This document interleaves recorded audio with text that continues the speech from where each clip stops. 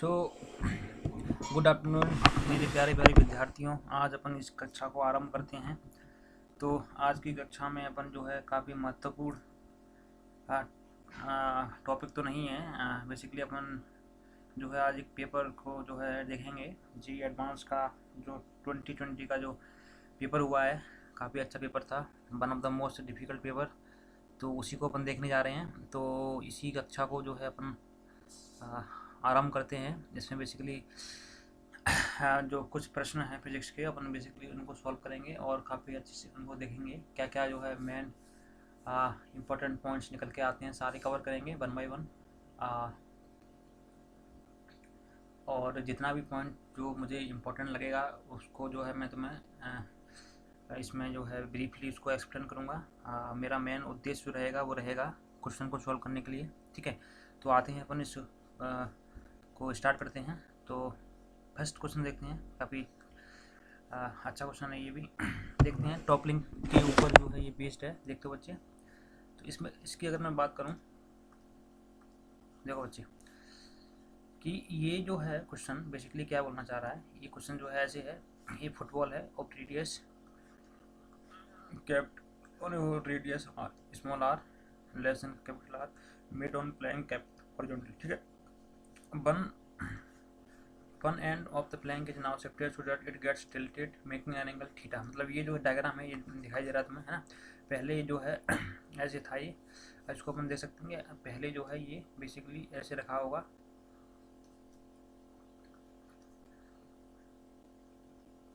और बाद में जो है इस एंगल को जो है अपन ऊपर उठा रहे हैं। ठीक है, तो जो है ये जैसे जैसे अपन इसको ऊपर लेके जाएंगे तो एक एंगल ऐसा आएगा जहाँ पर जो है ये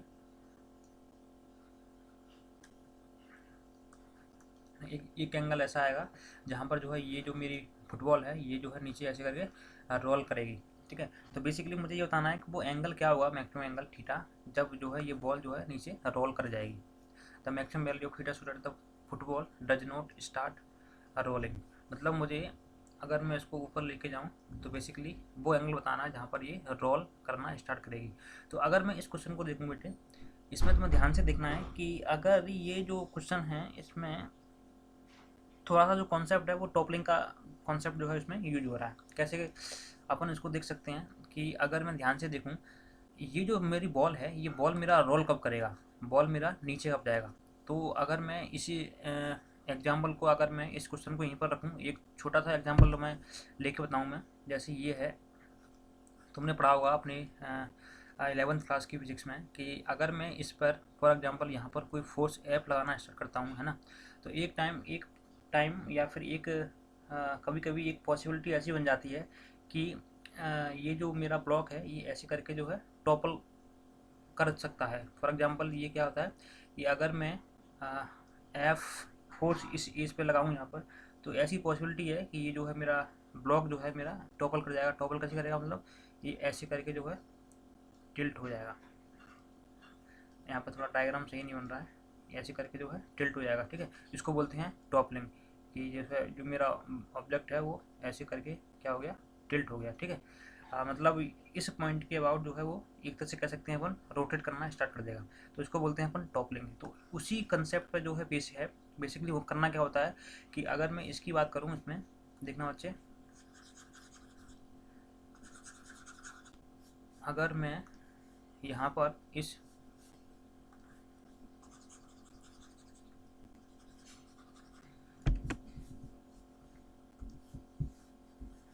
अगर मैं इस ब्लॉक की बात करूं कि टॉपल कब करेगा, तो बेसिकली करना क्या होता है, मैं अगर मैं यहाँ पर फोर्स ऐप लगा रहा हूँ तो बेसिकली क्या होता है, ये जो मेरा ये पॉइंट होता है, अगर मैं ये फोर्स ऐप जीरो है तो उस केस में क्या होगा, जितना mg नीचे लग रहा होगा उतना ही जो है नॉर्मल रिएक्शन ऊपर लग रहा होगा।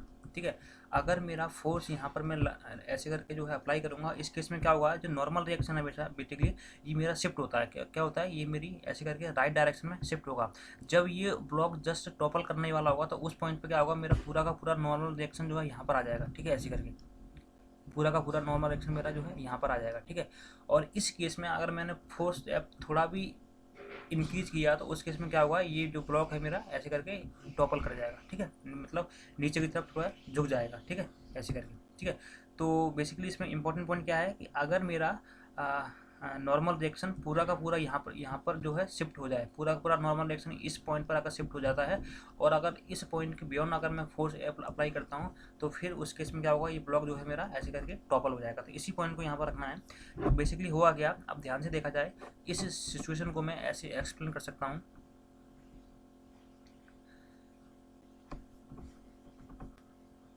इसके लिए मैं जो है एक न्यू पेज लेना चाहूँगा। न्यू पेज कैसे आएगा, न्यू पेज कैसे आएगा, न्यू पेज के लिए मैं जस्ट वेट।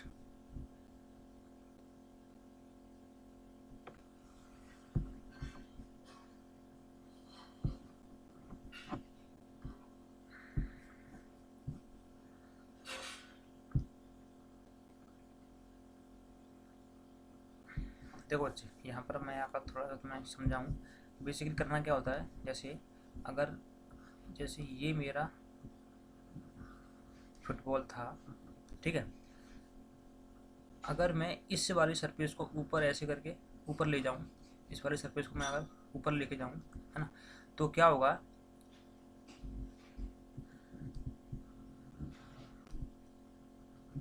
ऐसे करके बन गया, ठीक है। अब बेसिकली करना क्या है मुझे इस केस में, अगर मैं यहाँ पर देखूँ, अगर इस वाली इंस्टेंट में देखूँ, ये मेरा सपोज इसको मैं ए बोलूँ और मैं इसको भी अगर बी बोलूँ और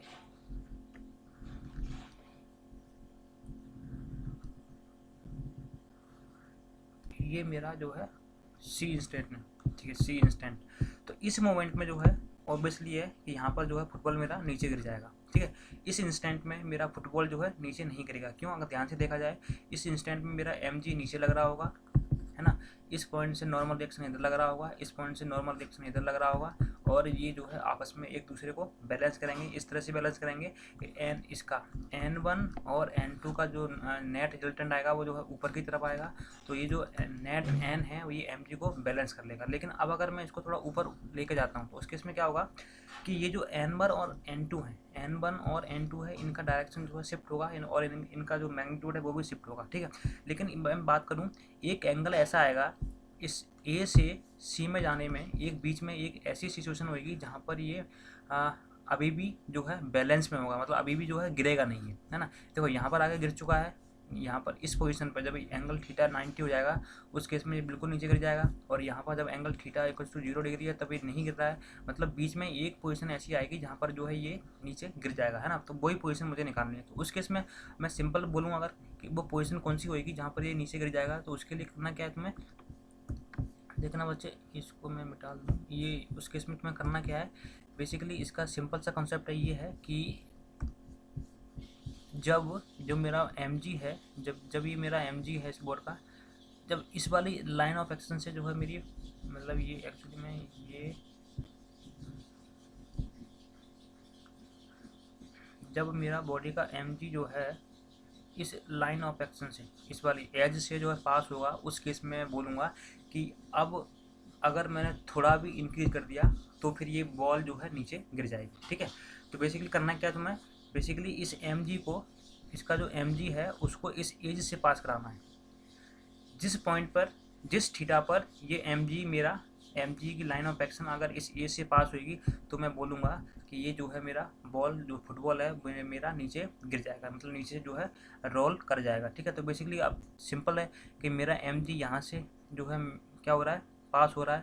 तो अब सिंपल को कैसे केस बन जाएगा, अगर मैं ध्यान से देखूँ, अब अगर मैं इस बॉडी को इस थीटा के लिए थोड़ा जूम करके देखूँ तो ये ऐसी सिचुएशन है, ये एक लाइन जा रही है ना, इस पॉइंट से जो है मेरा mg गुजर रहा है नीचे, और ध्यान से देखा जाए तो ये इसका सेंटर है, ये लेंथ मेरी कैपिटल R है, और है ना, और ये जो लेंथ है मेरी, ये यहाँ से लेके यहाँ तक ये लेंथ है मेरी स्मॉल r, और ये एंगल थीटा होगा। क्यों, अगर दो लाइन के बीच में एंगल थीटा है, इसमें और इसमें एंगल थीटा है, तो इन दोनों के नॉर्मल, इसके नॉर्मल कौन सा होगा, ये, और इसके नॉर्मल क्या होगा, ये, ठीक है। या फिर इसको अगर थोड़ा सा ऐसे करके लें तो ये एंगल भी थीटा होगा, ये एंगल भी थीटा होगा। तो बेसिकली ये एंगल जो है थीटा आ गया।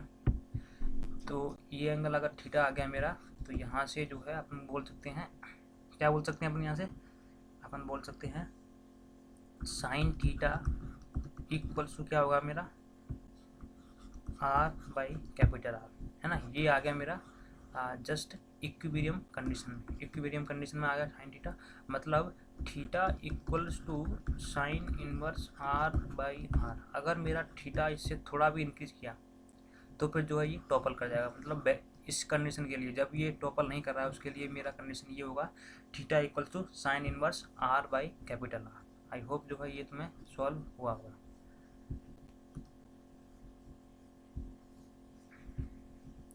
तो ये जो है इसका आंसर क्या होगा, इसका आंसर होगा बच्चे ये।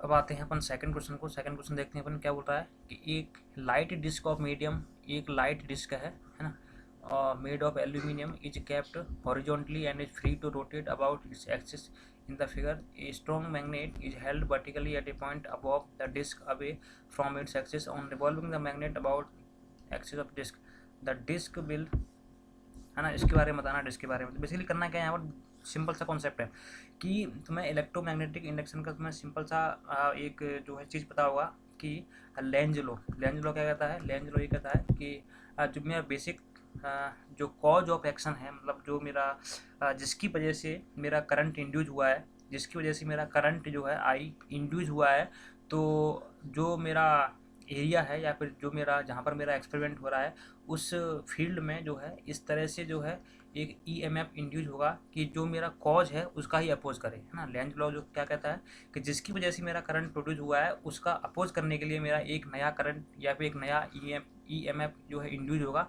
जो कि उसको जो इनिशियली जो मेरा कॉज था उसको अपोज करे। तो यहाँ पर भी सिंबल्स यही है।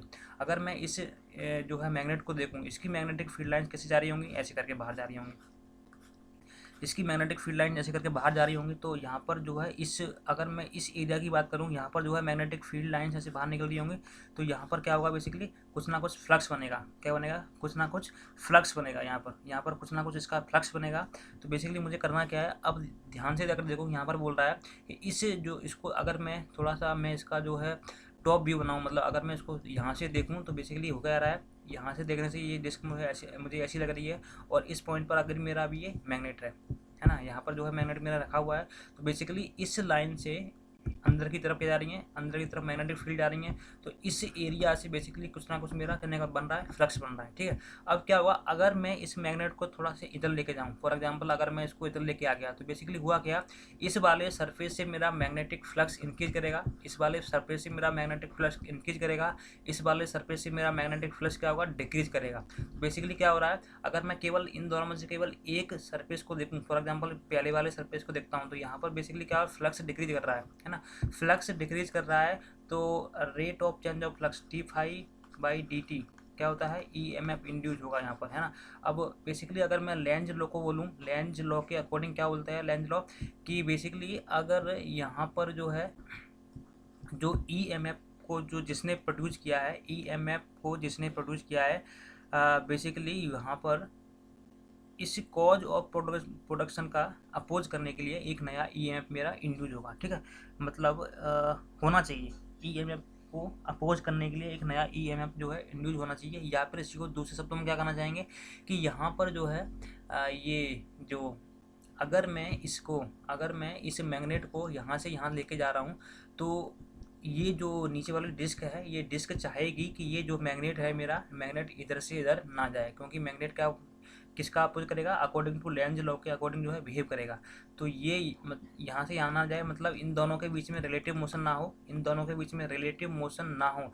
तो अगर रिलेटिव मोशन को मुझे डिक्रीज करना है तो उसके लिए मेरी एक पॉसिबिलिटी ये बनती है कि अगर या तो मेरा मैग्नेट मूव ही ना करे, और दूसरी पॉसिबिलिटी ये बनती है कि मेरी जिस डायरेक्शन में मेरा मैग्नेट जो है मूव कर रहा है उसी डायरेक्शन में मेरा डिस्क मूव कर जाए। क्या बोलना चाह रहा हूँ मैं, जिस डायरेक्शन में मेरा मैग्नेट मूव कर रहा है उसी डायरेक्शन में अगर मेरा ये जो मेरी डिस्क है नीचे वाली वो मूव कर जाए, तो रिलेटिव मोशन जो है इन दोनों के बीच में क्या हो जाएगा, रिलेटिव मोशन जो है मेरा क्या हो जाएगा, अप्रॉक्सीमेटली इक्वल टू 0 हो जाएगा, ठीक है। तो यहाँ पर क्या हुआ, क्योंकि मैग्नेट तो मेरा मूव कर रहा है, तो मैग्नेट मूव कर रहा है, तो अगर मुझे रिलेटिव मोशन डिक्रीज करना है तो ये जो मेरी डिस्क है ये भी जो है इस डायरेक्शन में मूव कर जाएगी। इसका मतलब इसका आंसर क्या आएगा बच्चे, इसका आंसर जो है it will rotate in the same direction. जो मेरी डिस्क के नीचे वाली, it will rotate in the same direction, ठीक है बच्चे, तो ये जो है मेरा सेकंड पार्ट का आंसर हो गया।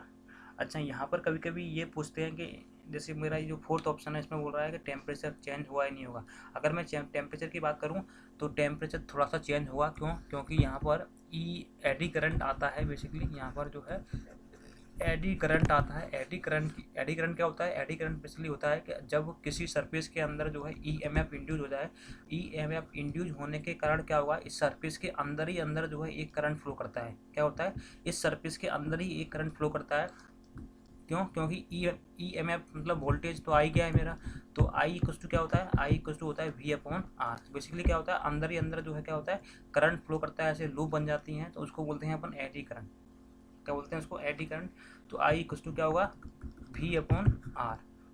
तो ये वाला करंट जो है इसके अंदर फ्लो हो जाएगा, और इस करंट की फ्लो होने की वजह से क्या होगा, हीट डिसिपेट होगी, और हीट जब बाहर निकलेगी तो इसका ऑब्वियस है कि इस डिस्क का जो मेरा टेम्परेचर है वो क्या हो जाएगा, इंक्रीज हो जाएगा। ठीक है, तो इसका आंसर यहाँ पर rotate in the same direction A direction of magnetic motion.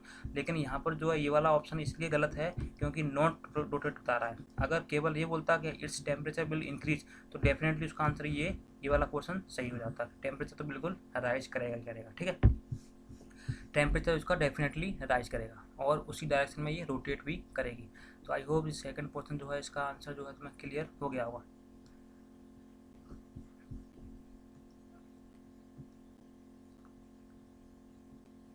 तो अभी के लिए अपन यहीं पर रुकते हैं। नेक्स्ट वीडियो में अपन इसके नेक्स्ट पोर्शन को जो है कवर करेंगे।